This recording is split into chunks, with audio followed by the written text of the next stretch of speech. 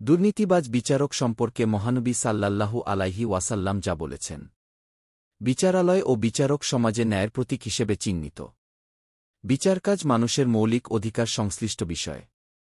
তাতে ইচ্ছাকৃত খেয়ানত ও বিচ্যুতি ক্ষমার অযোগ্য অপরাধ।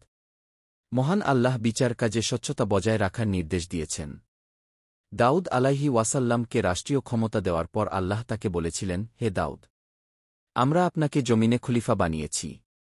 অতএব আপনি লোকদের মধ্যে সুবিচার করুন এবং খেয়ালখুশির অনুসরণ করবেন না, কেননা এটা আপনাকে আল্লাহর পথ থেকে বিচ্যুত করবে। নিশ্চয়ই যারা আল্লাহর পথ থেকে ভ্রষ্ট হয় তাদের জন্য রয়েছে কঠিন শাস্তি, কারণ তারা বিচার দিনকে ভুলে আছে। সূরা সোয়াদ আয়াত ২৬। আলোচ্য আয়াতে স্পষ্টভাবে বলা হয়েছে, যারা বিচার কাজে সুবিচার নিশ্চিত না করে খেয়ালখুশির অনুকরণ করবে, তারা আল্লাহর পথ থেকে বিচ্যুত হবে। আর পথভ্রষ্টদের জন্য আছে জাহান্নামের কঠিন আযাব। বিচার কাজে ন্যায়ের পক্ষাবলম্বন করতে নবীজিকে নির্দেশ। কোরআনের বিভিন্ন স্থানে আল্লাহ তাআলা মানুষকে ন্যায়ের পথে পরিচালিত হওয়ার আদেশ করেছেন। নবীজি সাল্লাল্লাহু আলাইহি ওয়াসাল্লাম যিনি ছিলেন ন্যায়নীতির প্রতীক, তাকে উদ্দেশ করে আল্লাহ বলেছেন, আমরা আপনার প্রতি সত্যসহ কিতাব অবতীর্ণ করেছি, যাতে আল্লাহর দেখানো পথে আপনি বিচার করতে পারেন। আর আপনি বিশ্বাসঘাতকদের পক্ষে বিতর্ককারী হবেন না। সূরা নিসা আয়াত ১০৫। অন্যদিকে সব মানুষকে সতর্ক করে আল্লাহ বলেছেন, নিশ্চয়ই আল্লাহ তোমাদের নির্দেশ দিচ্ছেন আমানত তার হকদারকে ফিরিয়ে দিতে। আর তোমরা যখন মানুষের মধ্যে বিচার কাজ পরিচালনা করবে, তখন ন্যায়পরায়ণতার সঙ্গে বিচার কাজ সম্পাদনা করবে। সূরা নিসা আয়াত ৫-৮। নবীজির বর্ণনায় ৩ শ্রেণীর বিচারক এবং তাদের পরিণতি। নবীজি সাল্লাল্লাহু আলাইহি ওয়াসাল্লাম বিচারকদের ৩ শ্রেণীতে বিভক্ত করেছেন এবং তাদের শেষ পরিণতি সম্পর্কে জানিয়ে দিয়েছেন। বুরাইদা রাদিয়াল্লাহু আনহু স্বীয় পিতা থেকে বর্ণনা করেন, নবীজি সাল্লাল্লাহু আলাইহি ওয়াসাল্লাম বলেছেন, বিচারক ৩ শ্রেণীর। তন্মধ্যে ২ শ্রেণী জাহান্নামী আর ১ শ্রেণী জান্নাতি।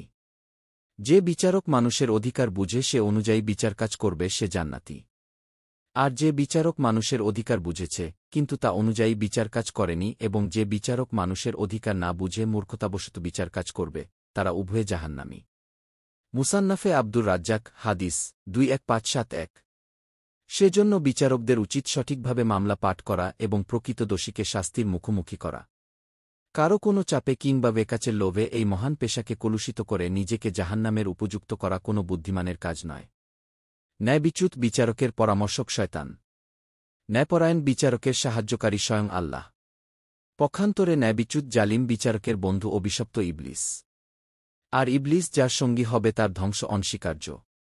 নবীজি সাল্লাল্লাহু আলাইহি ওয়াসাল্লাম বলেছেন, আল্লাহ তাআলা ততক্ষণ পর্যন্ত বিচারকের সঙ্গে থাকেন, যতক্ষণ সে জুলুম না করে ন্যায়ের উপর অটল থাকে। কিন্তু যখনই সে অন্যায় করে, তখন আল্লাহ তার থেকে মুক্ত হয়ে যান। তখন শয়তান তাকে ধরে ফেলে, তার সঙ্গী ও পরামর্শক হয়ে যায়। তিরমিজি হাদিস ১৩৩০। উৎকোচ গ্রহণকারী বিচারকের প্রতি নবীজির অভিসম্পাত। বিচারকাজে অন্যায়ন্যায্য রায় প্রদানের জন্য যারা উৎকোচ গ্রহণ করে, ঘুষ নেয়, তাদের প্রতি নবীজি অভিসম্পাত করেছেন। আয়েশা রাদিয়াল্লাহু আনহু বর্ণনা করেন, নবীজি সাল্লাল্লাহু আলাইহি ওয়াসাল্লাম বলেছেন, বিচারকাজ ঘুষদাতা ও গ্রহীতার প্রতি নবীজি অভিসম্পাত করেছেন। মুসনাদে আহমাদ হাদিস ৯০২৩। অন্য হাদিসে এসেছে, নবীজি সাল্লাল্লাহু আলাইহি ওয়াসাল্লাম বলেছেন, ঘুষদাতা গ্রহীতা উভয়ে জাহান্নামী। মুসনাদুল বাজ্জার হাদিস ১০৩৭। মহান আল্লাহ আমাদের আমল করার তাওফিক দান করুন।